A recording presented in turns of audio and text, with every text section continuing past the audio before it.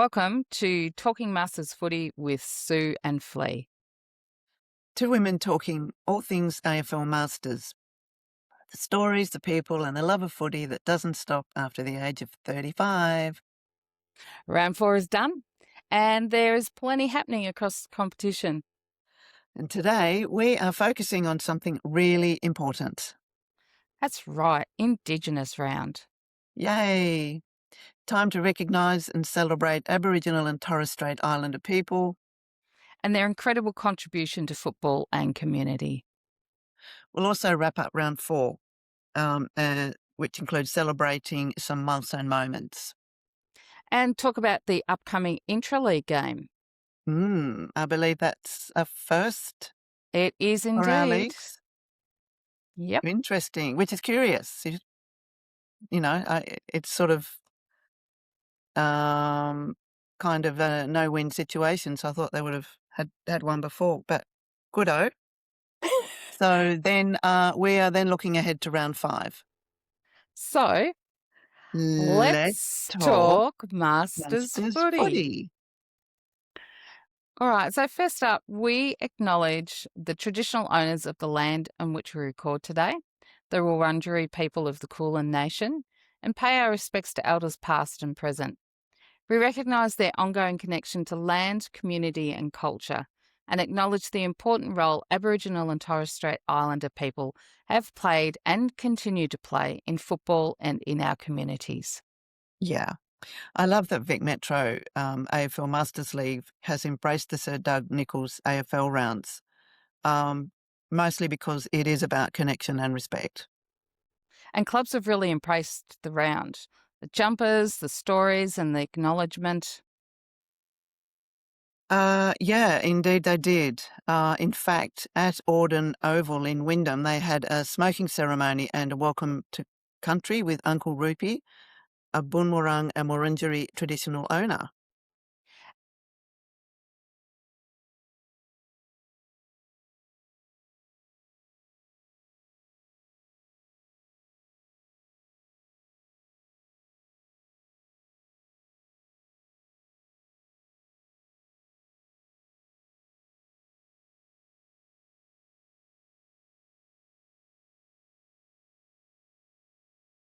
Let's discuss what happened at our own club, Eastern Warriors, during the week.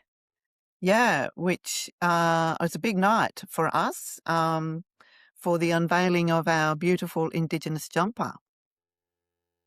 So, yeah, the night started with a smoking ceremony, and that was run, and a welcome to country, and that was run by our very own 55s player and Wurundjeri elder, Nugget, whose real name, believe it or not, is John Terrick.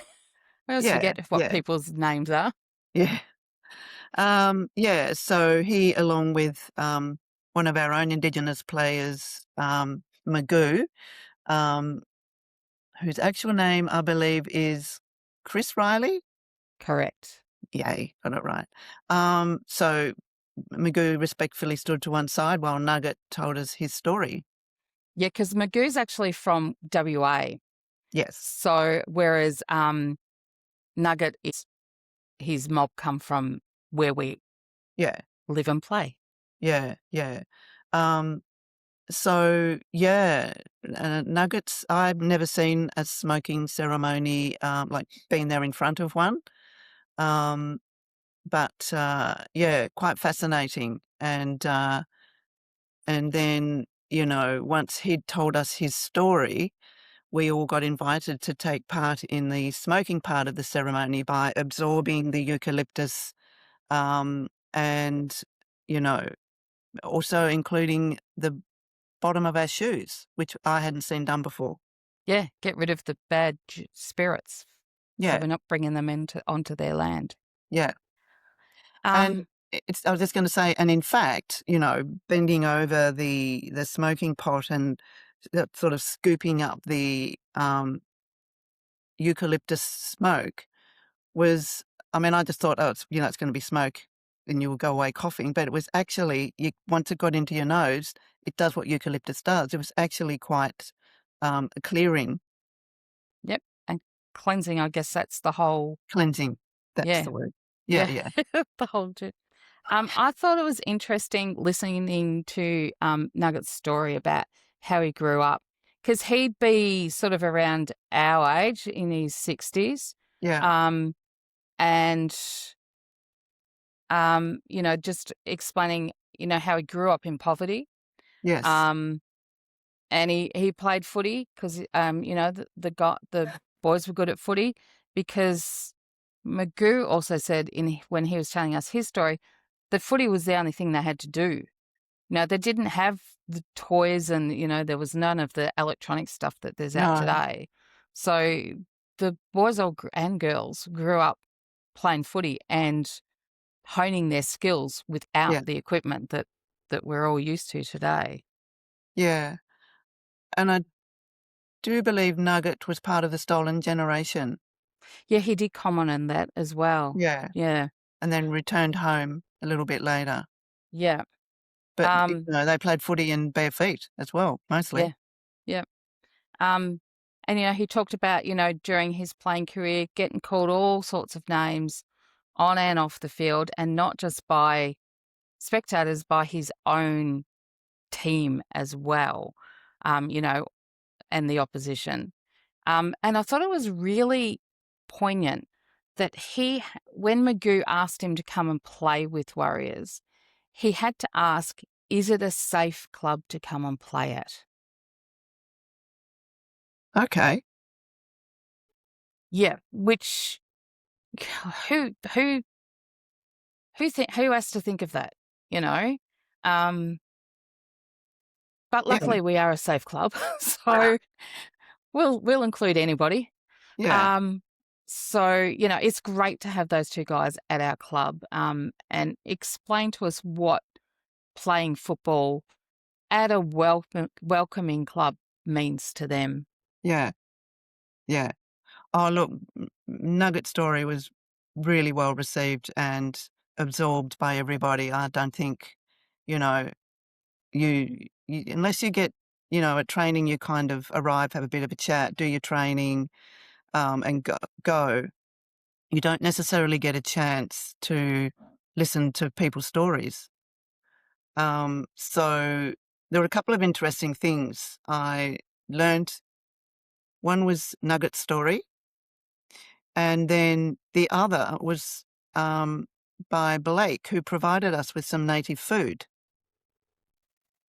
So I'm just going to read a little bit of what Blake sent us prior to the night, and about the food that he cooked for us on the night.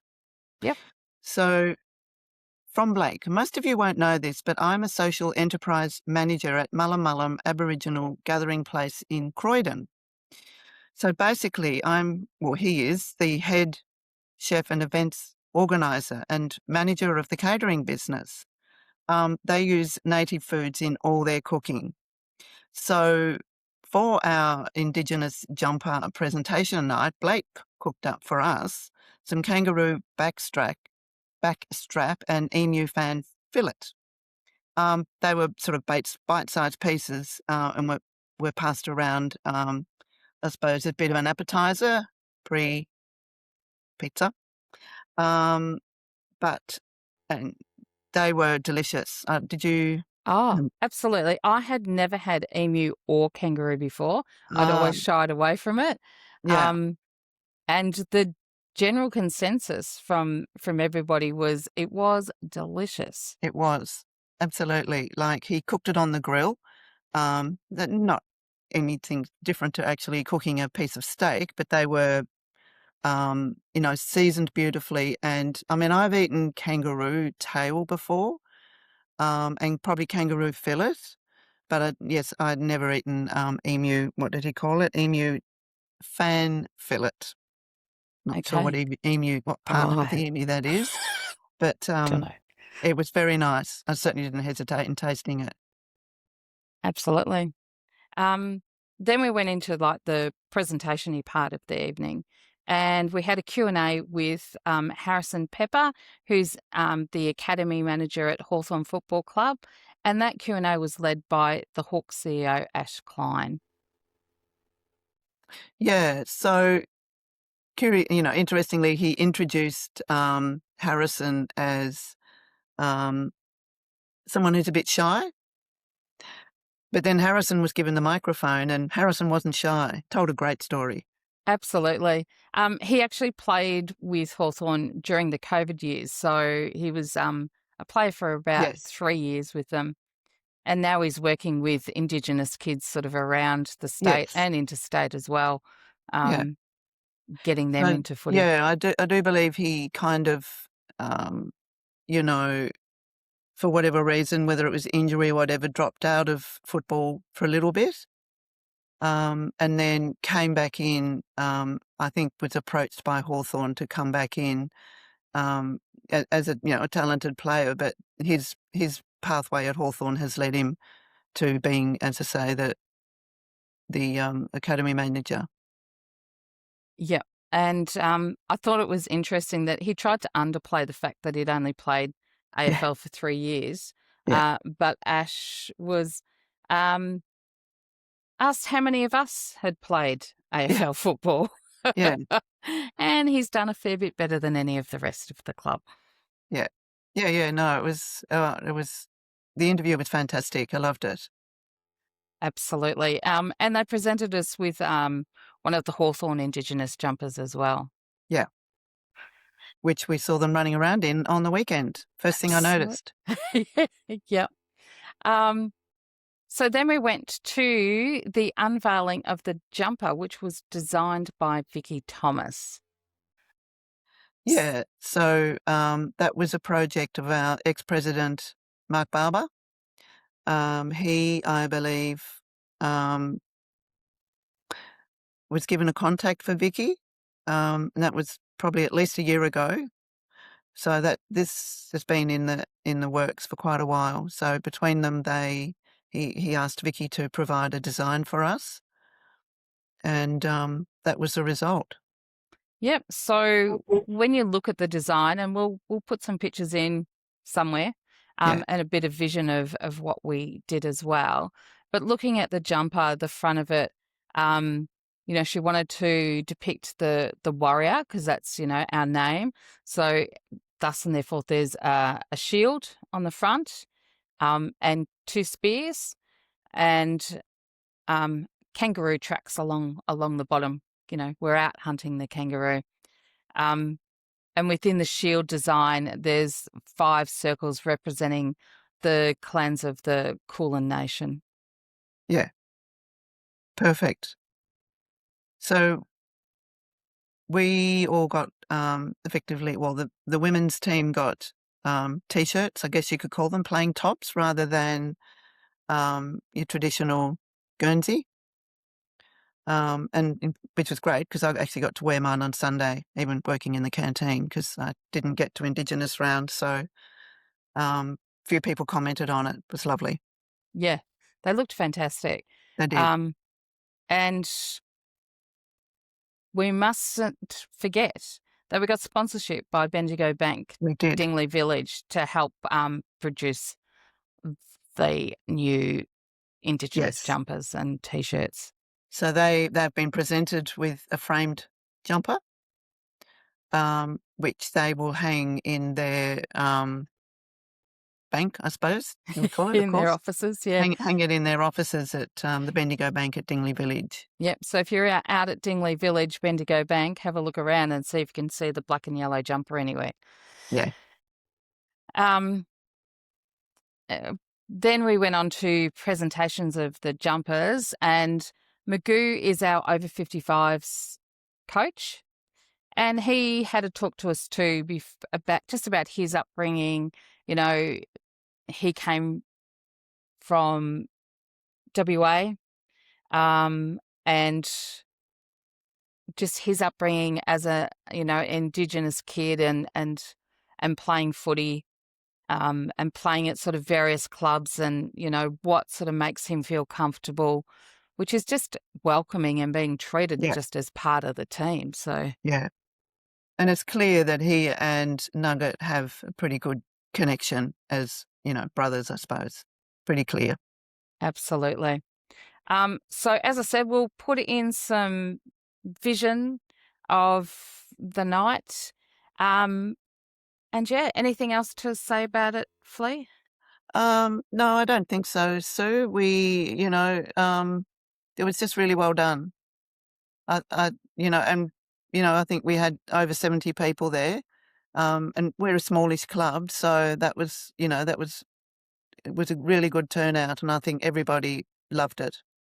Yep. And I think, it's not just about a football round and a jumper. It gives the Indigenous players an opportunity to teach us Yep. about their culture. Yeah. And everybody, I think, responded really well to that. Yes. Yep. Absolutely. No, I was proud of us. Yeah. Ditto. Yeah. So Indigenous round, not just a round of footy, it's an opportunity for everybody to listen, learn and celebrate.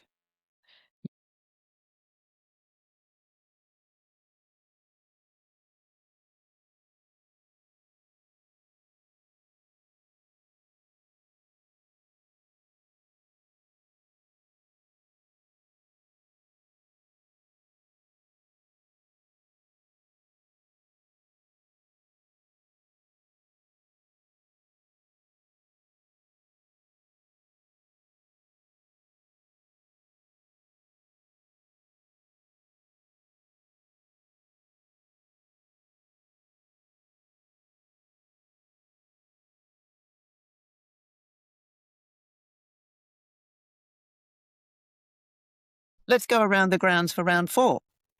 All right.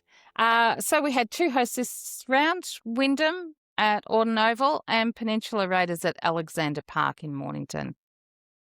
Brilliant sunny day, but as Colts player Meg, aka Bull, put it, a day so blustery that it made the inside of your mouth feel like sun-parched hay in a drought. Yeah, that one.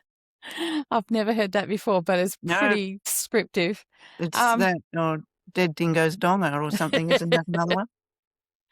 Yeah. So it's another strong week of footy with some super close games and some firsts. Right, let's start things off with the footy rush results up first. So, game 1 was Brunswick versus Williamstown. The scores were Brunswick 8-4-52, Williamstown 10-7-67. Game 2 was Carrum Cowgirls 8-6-54 versus the Eastern Warriors 4-4-28, and Parkside had the bye. So congratulations to everyone who played on Saturday. We are absolutely loving the growth in the non-contact area, which at its core is allowing more women the opportunity to play footy, basically. So that's the best part. Yep. And footy rush is a trial, which means that rules might sound good on paper, but then do not make sense on the ground can be changed. One of these rules that fits this criteria is, and I quote, you can't kick a goal if you've been tagged. In a game of footy, if you're tackled in front of the goals, you may still be able to get that ball onto your foot and kick a goal. Also, with no kicking off the ground allowed, a player must pick the ball up in order to kick a goal. So the game just makes more sense with this rule removed. And it's interesting to see players, coaches and umpires are continuing to get their heads around the non-contact element of the game. It appears to be improving each round. And we'd like to respectfully ask that players who normally play the regular game must remember to adjust their thinking when playing footy rush. Yeah. Right. And now to the games played in Division 1. So game 1 at Glenauden Reserve, with the hosts being Wyndham. Parkside Spurs 139 were defeated by Port Melbourne 5-6-36. A very even, hard-fought contest with the scores Spurs 2 points to Port 3 points at half-time. Port had no bench, and Coach Blouse's motto was, no bench, no worries. Sounds like a Blouse thing. The wind definitely played its part in keeping the score line low, with the Parkside shot on goal being carried right across the face of the goals. Right. Port came out hard in the third quarter, knowing that if they did not score with the wind at their backs, they would probably kiss the game goodbye. With a lead of 18-2 going into the final break, Port were keen to hang on. Well done to both teams, especially their backlines. Spurs best, Jenny Bonney, Mel Fennick, Kate Nicholson, Fiona Kerr and a private player. The goal, number 18, with a fabulous goal kick from the boundary, earning the admiration of all.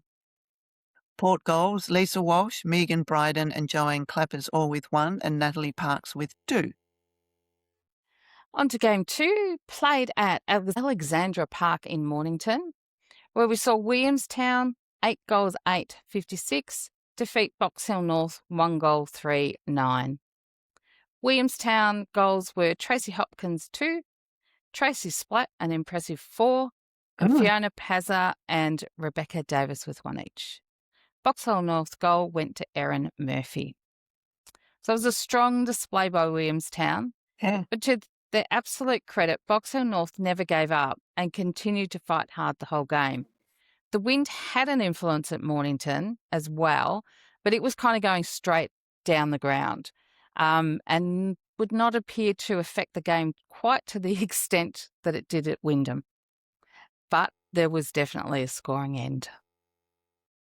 Okay, so then there was game 3, which was also at Alexandra Park, Mornington, where Maudie Alec, 6-3-39, defeated Carrum Cowgirls, 1-3-9.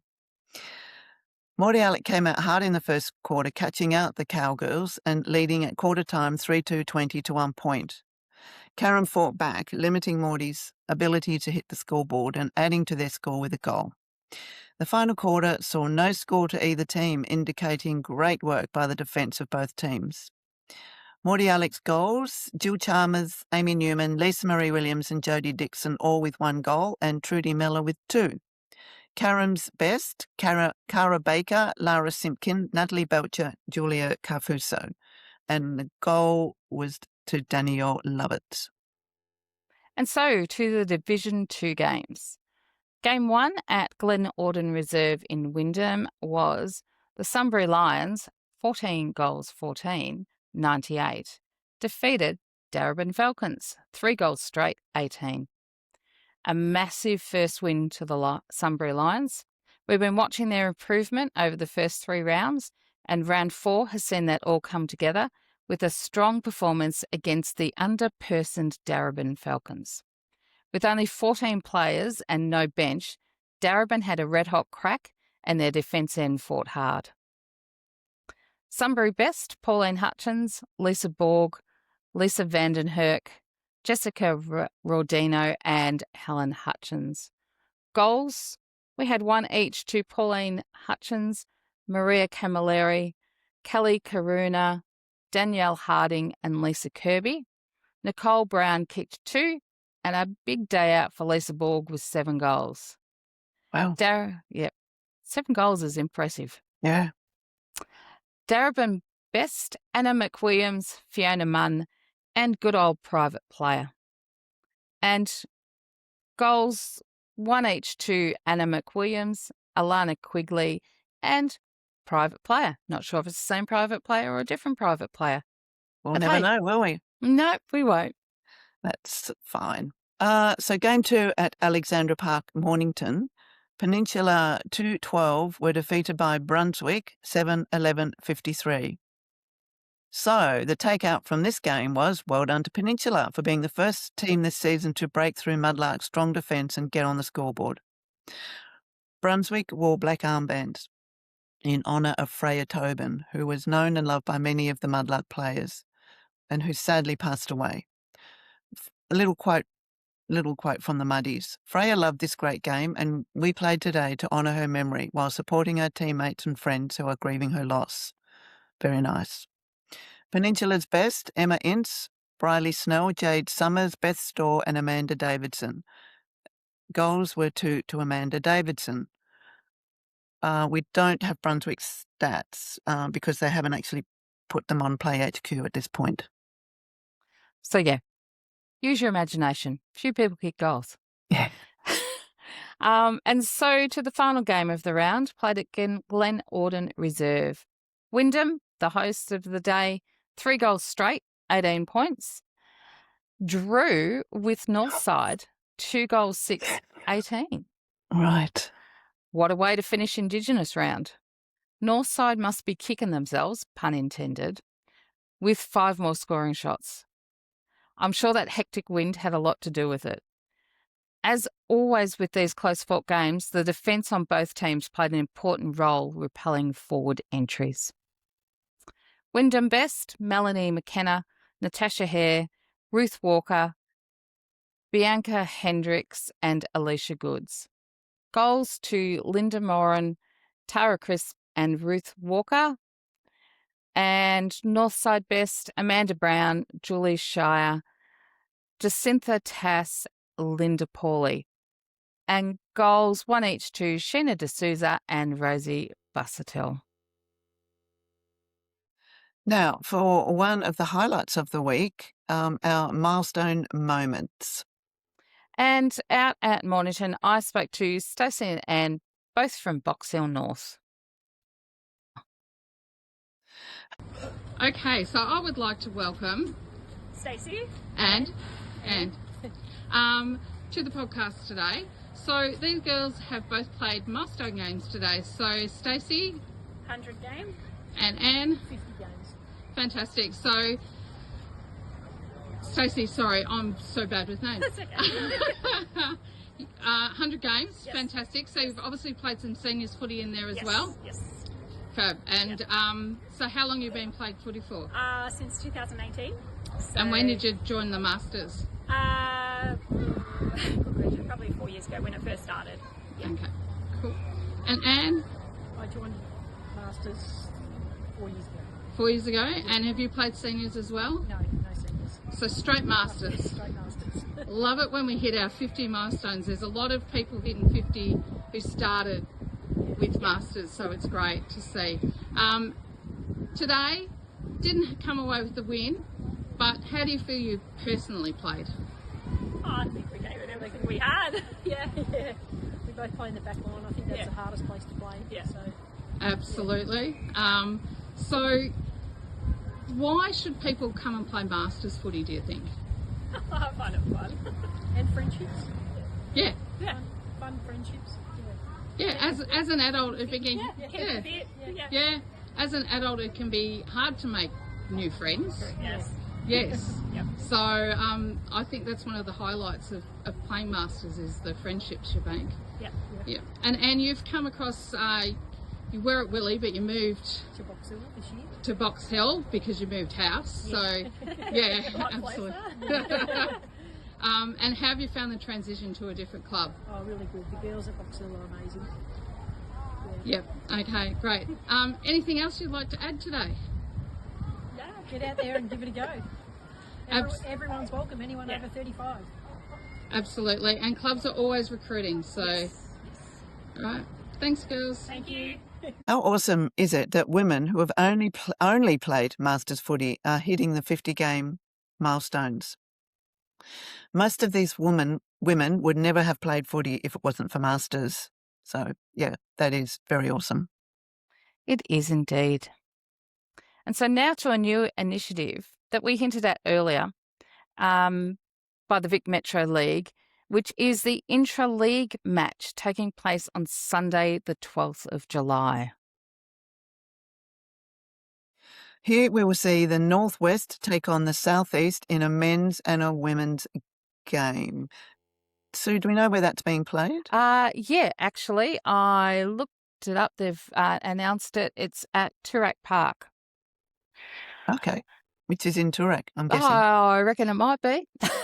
I think it's... Yeah, no, I'm not going to tell any lies. No, I could make it could up. Could be Toorak Park in just, yeah. Yeah, so anyway. I think we can assume that, but we'll confirm that. We will. We've still got a bit of time to sort that. So I spoke with Anne Backer, aka AB, from Box Hill Nth, who's been named the inaugural coach for the Southeast women's team. And she talks about who her assistant coach is in her video. Okay. We aim to catch up with the Northwest coaching team, Chia Sabatucci and Christina Edwards, in coming episodes. And here's that chat with AB.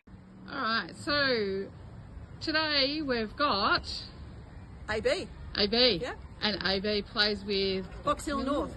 Okay, and AB, you have been named the inaugural coach of the South East Vic Metro side.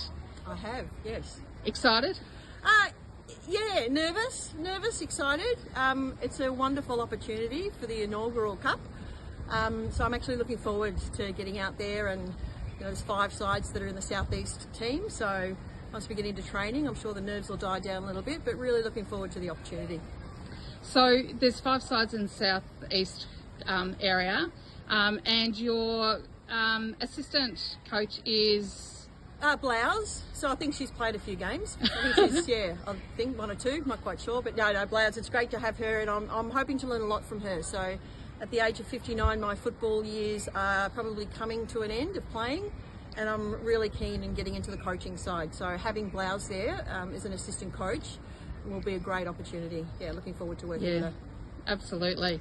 And so how have the girls been selected for the side? They gave me money. No. No, it was a nomination from the clubs, from the coaches, or the captains, or the club themselves. But also Vic Metro had a look at all the best and fairest, the top poll getters across the team. So that's the majority of how the players were selected. Yeah. Okay, great. So we look forward to coming and supporting the Southeast versus the Northwest. Absolutely. When is it? Is it the 12th of July? I probably think should put it in my diary. Yeah, I think it's the 12th of July. Yes. Yep. It'll be great. It's an opportunity to really show the over 35s women's football, because we don't have anything like this in Masters football. So women supporting women, playing with women, it's just a great opportunity, being coached by women. And these podcasts, which are really promoting the game for our Masters women's football. So if you're thinking of getting out and playing footy, Masters is the way to go. At the age of 59, I'm sure you've got plenty of time left to get out and have a crack. So. Absolutely, and I'm 61, so I agree. There you go. Okay, thanks, Anne. Good on you, Sue. Bye. Okay, this is a great opportunity to bring players together across clubs. And a chance to showcase the talent across the competition. So let's get along and support this great initiative and enjoy a day of great footy. And another exciting development is that the 2026 Carnival training is starting. Yep, it's on Saturday the 23rd of May, which is not far away. The next weekend? It's the one coming up. Yeah. So Saturday the 23rd of May at 10 a.m. at Crofts Reserve in Altona North, and thanks to Williamstown for hosting. So it's open to all those who've already registered, those planning on registering, and anyone else who may be interested. The more the merrier, as they say. Yeah, so come along and meet the coaches. Noting you don't have to be the best player in your team to play in the Big V. I've played. You just have to have the right attitude, a willingness to give your best and be a part of a great team, or 4. Yep, so we're aiming to get as many women stepping up to play as we can. We do have a non-contact option as well, which I'm coaching, and no bias at all, but we are an awesome group of women and welcome new players to come and join us. Yes, we do. If you can't make it to this training session, let us know you are interested or see one of our coaches at round 5. These are Christina Edwards from Northside for 35s, Chia Sabatucci from Williamstown for the 40s, Belinda Bowie from Port for the 45s, and yours truly, Sue Emery from Eastern Warriors for the non-contact. Absolutely. We're all very approachable, so don't be scared of us. No. And finally, we look forward to round 5, the midway point of the season. Some great matchups coming up, and looks like we are all heading to the north side of town for the day. Footy Rush arrive at 8:30 for a group warm-up at 8:45. Game time is 9 a.m. All games are at Crispy Park in Reservoir. Parkside v Carrum, Eastern Warriors v Williamstown, Mudlarks have a bye. And then Division 1, we have got Williamstown versus Parkside at 10:15 a.m. at Crispy Park, following the non-contact. Box Hill North versus Mordialloc at 12:15 at Cap Reserve in Preston, just down the road. And Port Melbourne versus Carrum Cowgirls at 12:15 at Crispy Park. Yes, from memory, these two grounds are games you can actually go between one and the other to catch other matches. Yeah, you can. It's only like 10, I've done 15. that. Remember doing that in the past. You can actually leave one ground and drive to the other to catch a match there. So, Definitely. which is good. So Div 2 games. Brunswick v Wyndham, 2 p.m. at Ransford Oval, Parkville, in a standalone game. 2, Darebin Falcons versus Peninsula, 2:15 at Cap Reserve. And 3, the Battle of the Lions, Northside v Sunbury at 2:15 at Crispy Park. Absolutely. Looking forward to that Brunswick versus Wyndham game. I reckon that'll be a cracker. Yeah. Yeah. Yep. So may have to head over there to catch some of that. Yeah. Well, that's a wrap on this episode. Yeah, another great round and plenty happening as always across the competition. So don't forget to send us your match reports to talkingmastersfooty@gmail.com or any other way that you know how to contact me. It means that we can just add a bit of a personal spin to your report. Yeah.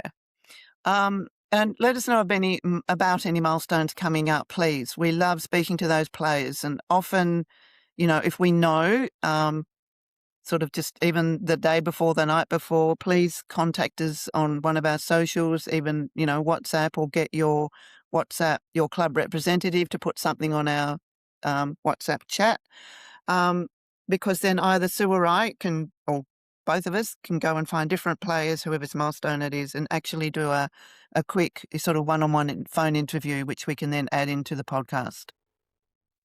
Yeah, so remember, this podcast is about the Masters community. Yeah, absolutely. And we love being a part of it with you. And I'm just going to say one quick thing, Sue, just regarding all our socials. Yep. YouTube, all across all the platforms.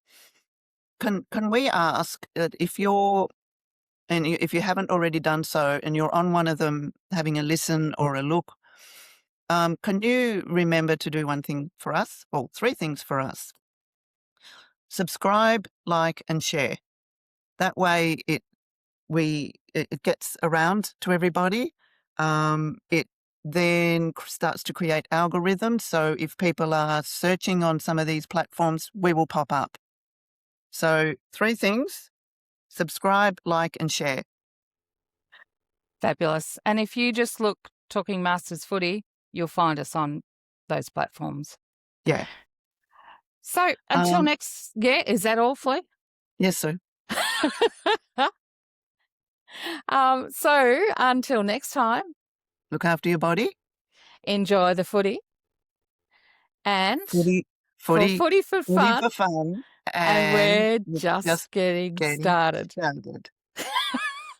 Oh, my God. One day when we tie that up together, we'll have no idea that we've actually done it. No, we won't. Okay.